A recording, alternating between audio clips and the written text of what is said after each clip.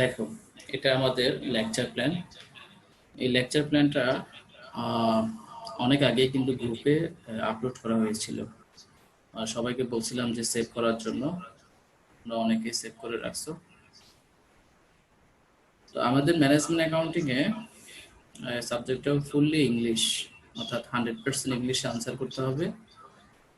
এখানে ম্যাথের উপর বেশি গুরুত্ব দিতে হবে, কারণ এখানে 80% ম্যাথই আসে ফাইনাল পরীক্ষায়, আর 20%-এর মতো থিওরি আসে, আর ফুললি ইংলিশ আনসার করতে হবে।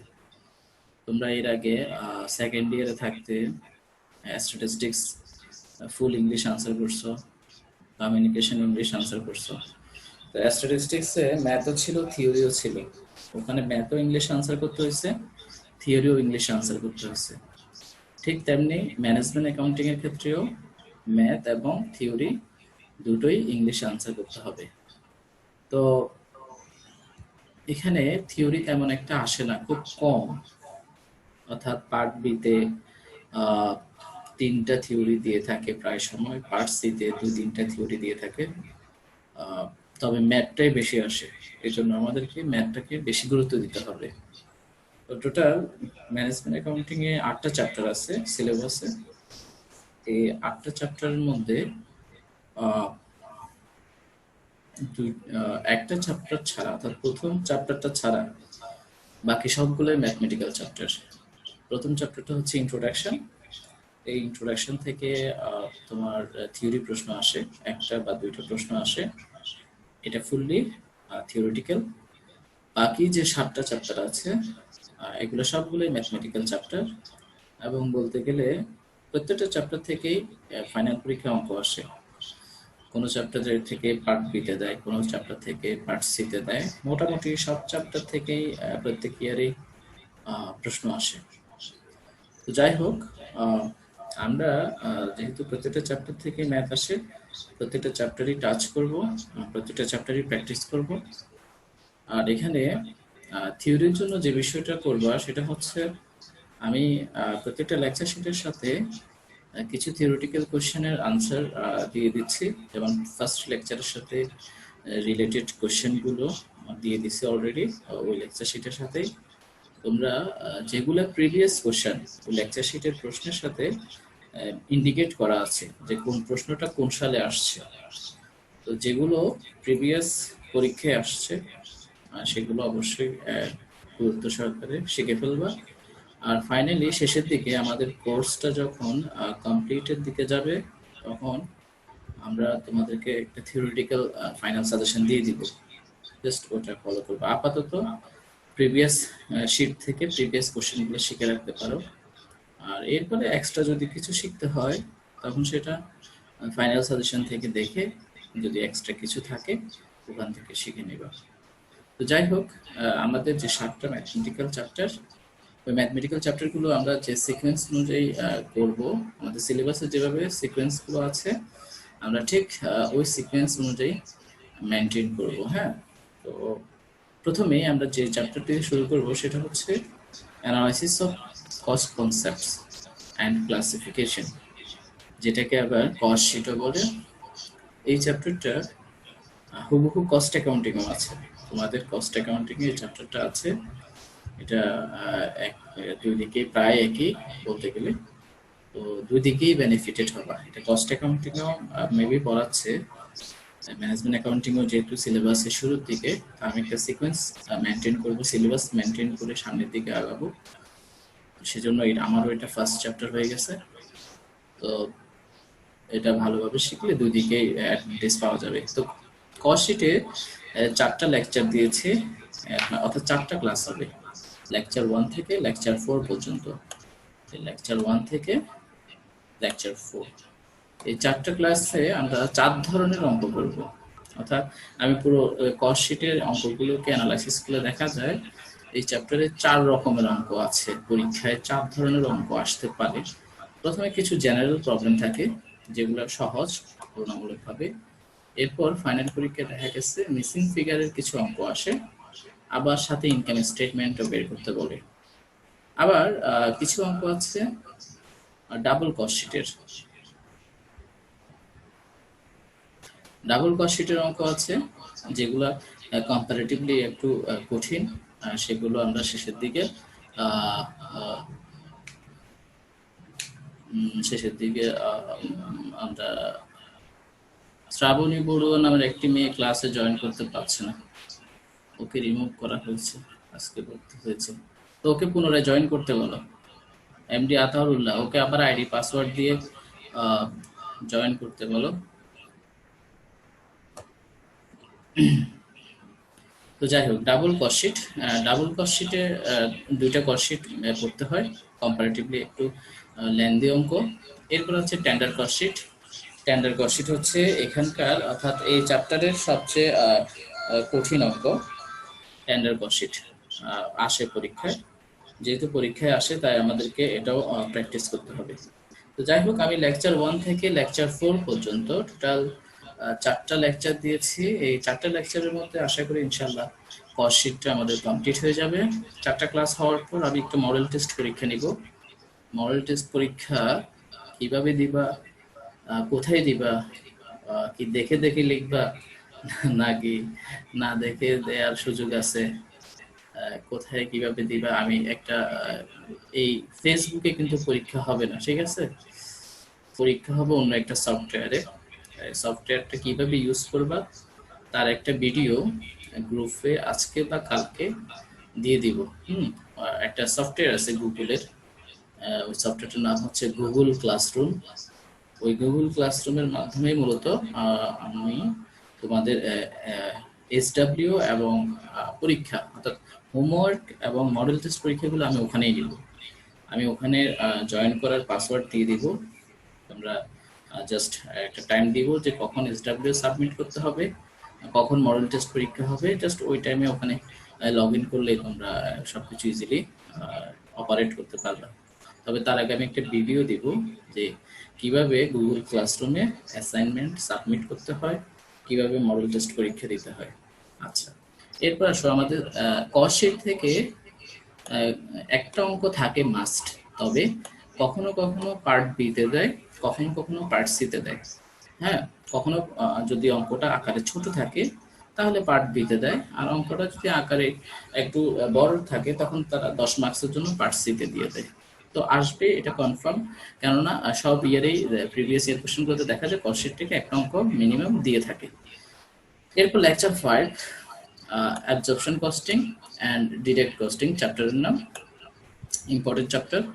কখনো কখনো এখান থেকে দুইটা অঙ্ক আসে, পার্ট বিতে ছোট একটা অঙ্ক দেয়, আবার পার্ট সিতে একটা বড় অঙ্ক দিয়ে দেয়, একসাথে দুইটা অঙ্ক দিয়ে দেয়।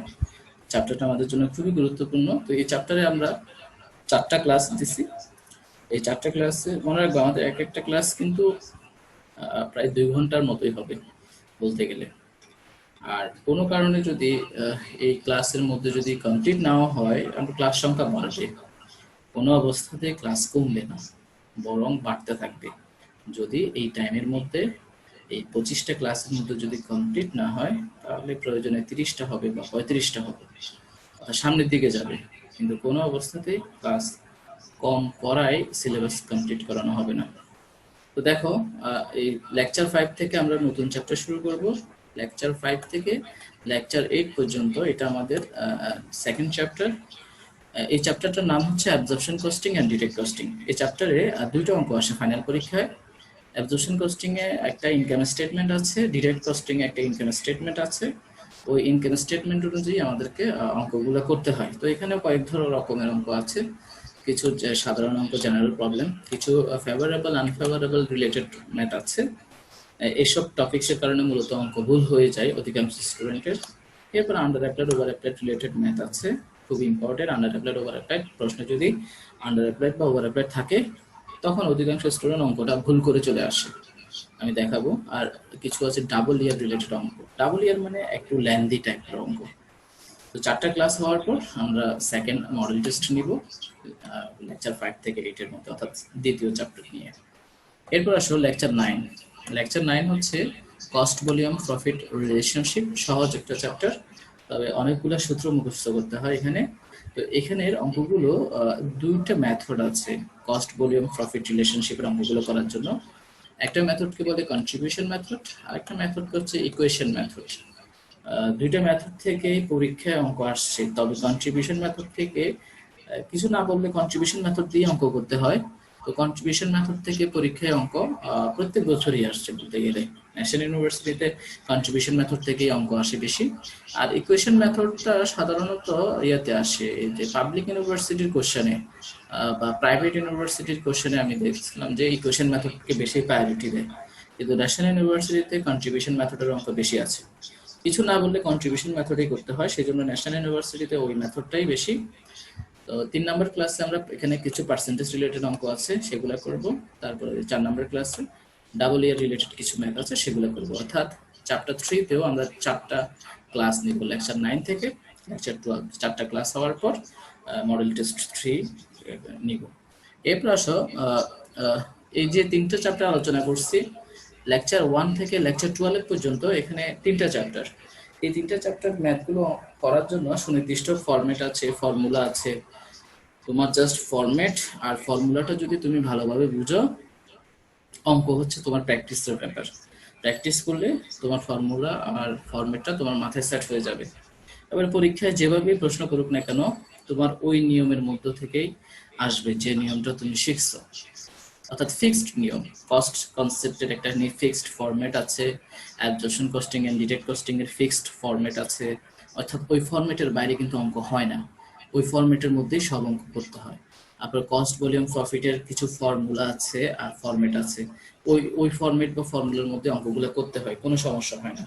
অঙ্ক তোমার কমন পাইতে হয় না, অঙ্ক কমন পাইতে হয় কি, এই তোমার নিয়মগুলা, তুমি যে নিয়মের অঙ্ক প্র্যাকটিস করছো বা যে ফর্মুলার অঙ্ক প্র্যাকটিস করছো বা যে ফরম্যাটের বা যে স্টাইলের অঙ্ক প্র্যাকটিস করছো, ওই স্টাইলের বা ওই নিয়মের বা ওই ফর্মুলার অঙ্ক আসলেই তুমি আনসার করতে পারবা। আর এর মধ্যে যদি হুবহু কমন পড়ে যায় তাহলে তো কোনো কথাই নাই, আরো বেটার। কিন্তু এতক্ষণ পর্যন্ত এই কথাগুলো বলছে এই জন্যই যে এই 13 নম্বর লেকচারে যে চ্যাপ্টারটা আছে, relevant cost for decision making, এই চ্যাপ্টারটা অন্য চ্যাপ্টারগুলো চেয়ে একটু ভিন্ন। এখানে আসলে অন্যান্য চ্যাপ্টারের মতো এত সুনির্দিষ্ট করে কোনো ফরম্যাট বা ফর্মুলা নাই। এখানে অজস্র রকমের অঙ্ক, এক এক অঙ্ক এক এক স্টাইলের, এক এক অঙ্ক এক এক রকমের। কোনো অঙ্ক ফরম্যাট আছে, কোনো অঙ্কে ফরম্যাট নাই, কোনো অঙ্কে ফর্মুলা আছে, কোনো অঙ্কে ফর্মুলা নাই। আবার কোনো কোনো অঙ্ক কোনো ফরম্যাট ছাড়াই শুধু ডিসিশন দিয়ে অঙ্ক করতে হয়। হ্যাঁ, এই ধরনের অজস্র অঙ্ক আছে relevant cost for decision making এ।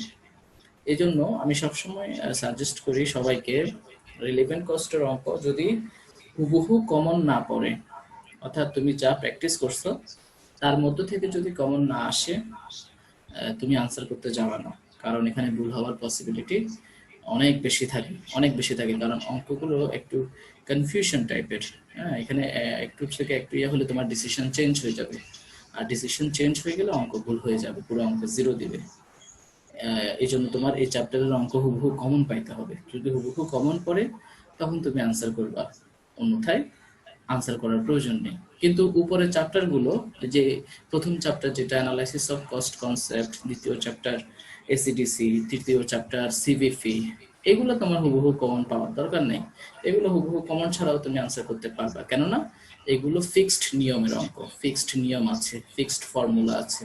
তুমি এগুলো শিখে শিখে রাখলে যেভাবে প্রশ্ন করুক স্যারে তুমি আনসার করতে পারবা। কিন্তু রিলেভেন্ট কস্ট তোমাকে হুবহু কমন পাইতে হবে, বেশিরভাগ ক্ষেত্রে হুবহু কমন না পাইলে অঙ্কটা ভুল হয়ে যাবে। তো সবচেয়ে যে জিনিসটা মানে আহ, যে জিনিসটা সুবিধাজনক সেটা হচ্ছে রিলেভেন্ট কস্টিং থেকে যে অঙ্কগুলো আসছে প্রিভিয়াস 5-6 বছর 7 বছরে, তো দেখা যায় যে হুবহু কিন্তু ওই আগের ইয়ারের কোশ্চেন গুলাই রিপিট করে তারা। অর্থাৎ রিলেভেন্ট কস্টিং এ হুবহু কি করে, প্রিভিয়াস কোশ্চেন দিয়ে দেয়। তো এখানে একটা সুবিধা হচ্ছে গিয়ে, তুমি যদি রিলেভেন্ট কস্টিং থেকে 8-10টা অঙ্ক, অর্থাৎ প্রিভিয়াস 8-10 বছর, 8-10 বছর মানে 8-10টা অঙ্ক, এর বেশি না, 8-10টা অঙ্ক যদি তুমি প্র্যাকটিস করো, আমি করাই দিব, আমি করাবো অঙ্কগুলা, এনাফ তোমার আশা করি কমন পড়ে যাবে। কেননা রিসেন্ট ইয়ারগুলোতে যে পরীক্ষাগুলো হয়েছে ওগুলোতে হুবহু ওই 5 থেকে 10 বছরের মধ্যে প্রশ্নগুলাই রিপিট করছে, বারবার বারবার রিপিট করছে। তো আশা করি হুবহু কমন পড়ে যাবে, আর হুবহু কমন পড়লে তুমি আনসার করবা, কোনো প্রবলেম নেই। আচ্ছা, এরপর আসো আহ পরবর্তী পৃষ্ঠায় যাই।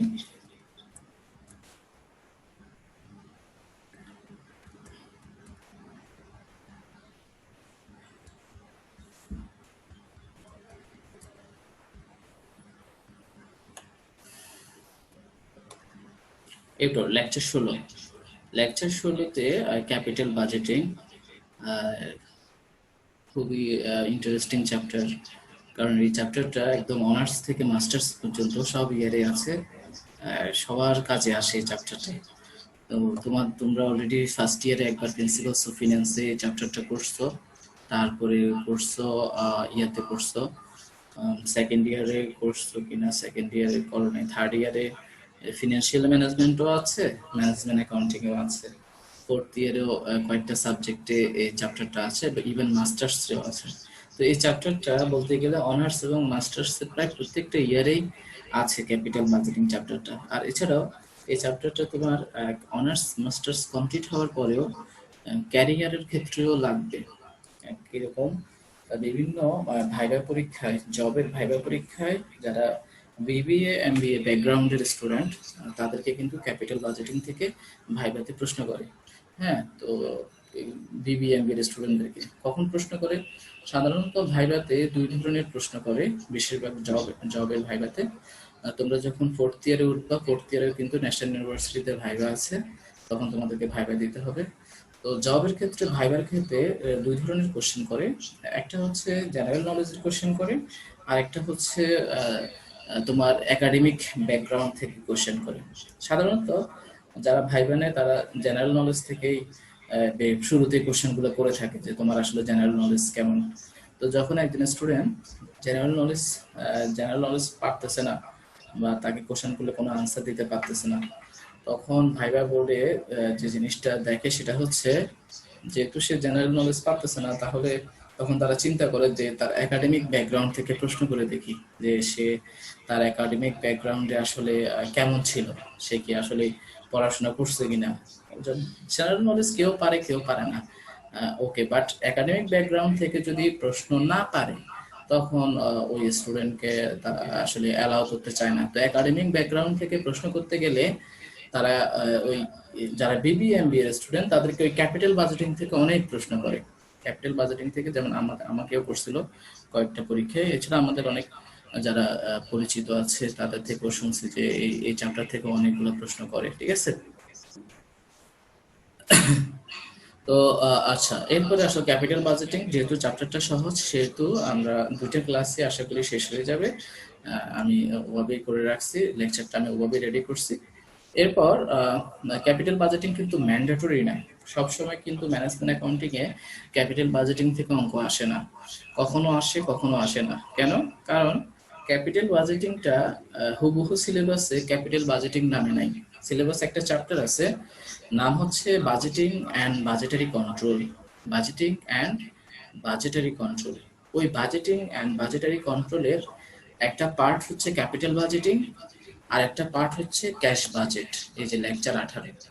তো ক্যাশ বাজেট, ক্যাপিটাল বাজেট দুটো চ্যাপ্টারই কিন্তু একটা চ্যাপ্টারের আন্ডারে সিলেবাসে চ্যাপ্টারটার নাম হচ্ছে বাজেটিং অ্যান্ড বাজেটারি কন্ট্রোল। তো ওই বাজেটিং এর মধ্যে অনেক বাজেট আছে, ক্যাশ বাজেট আছে, ক্যাপিটাল বাজেট আছে, সেলস বাজেট আছে, প্রোডাকশন বাজেট আছে, এ ধরনের অনেক বাজেটিং এর পার্ট আছে। তবে সেখান থেকে পরীক্ষায় অঙ্ক আসে, যে বেশি আসে এই যে ক্যাপিটাল বাজেটিং আর ক্যাশ বাজেট থেকে। এই দুইটা টপিকস থেকে পরীক্ষায় অঙ্ক আসে। তো দুইটা টপিকসে আমরা ইনশাল্লাহ করব, এবং কমপ্লিট হওয়ার পর আবার মডেল টেস্ট পরীক্ষা নিব। এরপর তবে ম্যান্ডেটরি না, ক্যাপিটাল বাজেট আর ক্যাশ বাজেট কিন্তু অঙ্ক আসবেই এরকম না। হয়তো ক্যাপিটাল বাজেট দিলে ক্যাশ বাজেট আসতেছে না, বা ক্যাশ বাজেট দিলে ক্যাপিটাল বাজেটিং আসবে না, এই টাইপের। বাট এর আগে যে চ্যাপ্টারগুলো বলছি ওগুলো কিন্তু সবগুলো কম্পালসারি, ওগুলো থেকে অঙ্ক আসবে মাস্ট। এরপর আসো lecture 20, flexible budget, most important একটা চ্যাপ্টার, অবশ্যই অঙ্ক আসবে এখান থেকে। এখানে কয়েক রকমের অঙ্ক আছে, আমরা 4টা ক্লাস দিছি, চ্যাপ্টারটা বড় সেজন্য ক্লাস বেশি। 2 লেভেল অ্যাক্টিভিটি, অর্থাৎ যদি 2টা বাজেট করতে বলে তাহলে এক রকমের অঙ্ক করতে হয়। তারপরে যদি 3 ধরনের বাজেট দেয়, 3 লেভেল অ্যাক্টিভিটি, তখন একটু অঙ্কটা একটু বড় হয়। তারপর কিছু অ্যাডভান্স রিলেটেড, অর্থাৎ কিছু অ্যাডজাস্টমেন্ট থাকে, এদিক সেদিক চেঞ্জ করে দেয়, ওই টাইপের কিছু অঙ্ক আছে। আবার কিছু পার্সেন্ট রিলেটেড অঙ্ক আছে, তো ওগুলো আমরা যেগুলো ক্রিটিক্যাল সেগুলো শেষের দিকে করবো, অর্থাৎ অঙ্কগুলো করবো যে আমরা সহজ থেকে কঠিনের দিকে। আর সর্বশেষ আমাদের যে চ্যাপ্টারটা lecture 24, standard costing, standard costing একটা কম্পালসারি চ্যাপ্টার, এখান থেকে অঙ্ক আসে ফাইনাল পরীক্ষায়। তো স্ট্যান্ডার্ড কস্টিং এ 3 ধরনের অঙ্ক আছে। একটা হচ্ছে ম্যাটেরিয়াল ভেরিয়েন্স, একটা হচ্ছে লেবার ভেরিয়েন্স, আর একটা হচ্ছে ওভারহেড ভেরিয়েন্স। তবে 3টা ভেরিয়েন্সের মধ্যে সবচেয়ে ইম্পর্টেন্ট হচ্ছে ম্যাটেরিয়াল ভেরিয়েন্স। এই জন্যই ইম্পর্টেন্ট বলি, যে অঙ্কগুলো বেশি বেশি আসে, যে টপিকস থেকে অঙ্ক বেশি আসে প্রিভিয়াস ইয়ার কোশ্চেন দেখলে, মূলত আমরা সেগুলোকে ইম্পর্টেন্ট বলতেছি, যেগুলো থেকে অঙ্ক বেশি আসছে। তো ম্যাটেরিয়াল ভেরিয়েন্স থেকে সবচেয়ে বেশি অঙ্ক আসছে, সেজন্য স্ট্যান্ডার্ড কস্টিং আমরা ম্যাটেরিয়াল ভেরিয়েন্স থেকে একটু বেশি প্র্যাকটিস করব। আর লেবার থেকে আসছে কম, কিন্তু ওভারহেড থেকে মানে বলতে গেলে আসেই না, খুব কম আসে, খুব কম আসে। তুমি যদি লাস্ট 10 ইয়ার্স এর কোশ্চেন অ্যানালাইসিস করো, তখন দেখবা ম্যাটেরিয়াল ভেরিয়েন্সটাই সবচেয়ে বেশি আসছে। তবে আমরা সিলেবাসে আছে সেজন্য সবগুলাই টাচ করব, সবগুলাই প্র্যাকটিস করব। তবে যেগুলা থেকে বেশি আসছে পরীক্ষায়, যে সকল টপিকস থেকে অঙ্ক বেশি আসছে, ওই সকল টপিকস থেকে অঙ্ক একটু বেশি প্র্যাকটিস করতে হবে। পার্থক্য হচ্ছে এটাই, কোনোটাই বাদ দিব না, সবই করব। তবে যেগুলো থেকে বেশি আসছে সেগুলো থেকে একটু বেশি প্র্যাকটিস করব। তো এরপরেও যদি আমাদের আরো বেশি যদি কোনো টপিকসে বা কোনো চ্যাপ্টারে যদি কনফিউশন থেকে যায় বা কম বুঝো, সেগুলো থেকে আমরা পুনরায় আবার সলিউশন ক্লাস বা সলভ ক্লাস দিব, তখন আশা করি ক্লিয়ার হয়ে যাবে। তো এই হচ্ছে আমাদের লেকচার প্ল্যান। এই লেকচার প্ল্যান অনুযায়ী ইনশাল্লাহ আজ থেকে আমরা সামনের দিকে আগাবো। অনেক দিন সময় ওয়াস্ট হয়েছে, আমরা আসলে কোচিং খুলবে, শিক্ষা প্রতিষ্ঠান খুলবে খুলবে করে আমরা এতদিন বসেছিলাম, আমরাও বসেছিলাম, তোমরাও বসে আছো। তো চিন্তা করলাম যে না, এভাবে বসে থাকলে তো কোনো কিছুই হচ্ছে না, ঠিক আছে। আর জাতীয় বিশ্ববিদ্যালয় তো অলরেডি বলছে যে আহ, যদি পরিস্থিতি স্বাভাবিক হয়, যখন শিক্ষা প্রতিষ্ঠান তো আজ হোক কাল হোক খুলবে, সেটা 2 মাস আগে হোক বা 2 মাস পরে হোক, আর খুললে তো পরীক্ষা হবে। এটাও তোমরা জানো, যেহেতু তোমরা অনার্সের স্টুডেন্ট, ম্যাচিউর স্টুডেন্ট, এমন তো ঘটবে না যে পরীক্ষা ছাড়া পাস, এরকম তো ঘটবে না। মিনিমাম হলেও তো কিছু না কিছু একটা হবে। তো আগে থেকে প্রিপেয়ার থাকাই ভালো। হয়তো দেখা যাবে সেশন জট কমানোর জন্য বা ইয়া করার জন্য ওই পরীক্ষার ডেট দিয়ে দিবে, হ্যাঁ, পরীক্ষার ডেট দিয়ে পরীক্ষা নিয়ে ফেলবে। এবারে যে যা পারে, কথা হচ্ছে যে যা পারে অতটুকু। হয়তো সর্বোচ্চ শিক্ষা প্রতিষ্ঠান খুললে 2 মাস বা 3 মাস, এর বেশি সময় দিবে না, কাউকে সময় দিবে না। 2 মাস বা 3 মাস, 2 মাস বা 3 মাসের ব্যবধানে সবার পরীক্ষা এট এ টাইম নিয়ে ফেলবে। এবং পরীক্ষার গ্যাপগুলো খুব কম থাকবে, আমরা যতটুকু শুনছি যে প্রতিদিন পরীক্ষা হবে। যেমন এইচএসসি তো অলরেডি চাচ্ছে যে মানে ওদের কিছু সাবজেক্ট উল্টো কমায় দিতে, ওদের সাবজেক্ট বেশি সেজন্য কমায় দিবে 10-12টা সাবজেক্ট। তাই বাট তোমরা আবার এটা আশা করিও না যে আমাদেরকেও কি 2-1টা কমায় দিবে নাকি, ঠিক আছে না, ইম্পসিবল। অনার্সও ওরকম ঘটবে না, হ্যাঁ।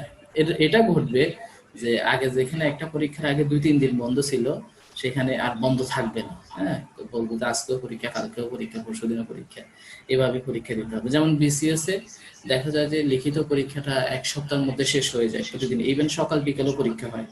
সকালে একটা পরীক্ষা 1টা বাজে শেষ হয়, আবার 3টা থেকে আরেকটা পরীক্ষা শুরু হয়ে যায়, ঠিক আছে। তো তোমাদেরও ওরকম হতে পারে, সকাল বিকাল পরীক্ষা নিয়ে করতে পারে, ঠিক আছে, জাস্ট সেশন জট কমানোর জন্য এরকমও ঘটতে পারে। আর তাছাড়া তো এটাও বলছে সরকার যে শুক্রবারও ক্লাস হবে, যখন শিক্ষা প্রতিষ্ঠান খুলবে তখন শুক্রবারও ক্লাস হবে, কোনো বন্ধ থাকবে না। তো শুক্রবারে ক্লাস হলে নিশ্চয়ই শুক্রবারে পরীক্ষাও হবে, টানা পরীক্ষা হবে। তো এই জন্য বাসায় টোটালি বসে না থেকে এখন থেকেই টুকটাক কিছুটা স্টাডি করা থাকলে অন্যদের চেয়ে এগিয়ে থাকবা। কারণ তোমার রেজাল্ট, তোমার সার্টিফিকেট তোমাকে ক্যারি করতে হবে, এটা নিয়ে তোমাকে সামনের দিকে এগিয়ে যেতে হবে। ও পড়লো না বা এ পড়লো না তাই বলে আমিও পড়বো না, এরকম কিন্তু চিন্তা করাটা ভুল। কে পড়তেছে না পড়তেছে সেটা দেখার বিষয় না, তোমারটা তোমাকে চালিয়ে যেতে হবে, ঠিক আছে। তো আসো, লেকচার প্ল্যান নিয়ে কারো কোনো কোশ্চেন থাকলে কোশ্চেন করো, আমি সবাইকে আনমিউট করতেছি। লেকচার প্ল্যান নিয়ে যদি কোনো প্রশ্ন থাকে করতে পারো। আর যদি আহ, এরপরে আমরা কিন্তু মূল টপিকসে চলে যাব। আমি সবাইকে আনমিউট করতেছি, যদি কারো প্রশ্ন থাকে করো।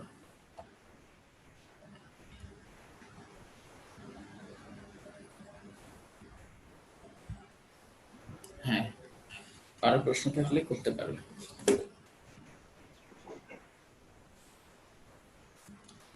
আছে কারো প্রশ্ন? না স্যার, না স্যার। শোনা যাচ্ছে ক্লিয়ারলি? জি স্যার, শোনা জি যাচ্ছে। স্যার। প্রশ্ন নাই। হ্যাঁ স্যার, শোনা যাচ্ছে স্যার। ভিডিও ক্লিয়ার আছে?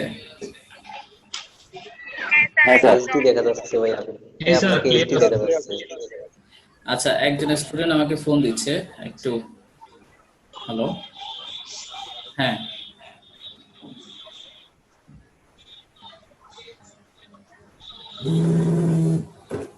নুরুল আনোয়ার স্যার কেন জয়েন করবে না? তুমি আবার ইয়া করো, জয়েন রিকোয়েস্ট পাঠাও।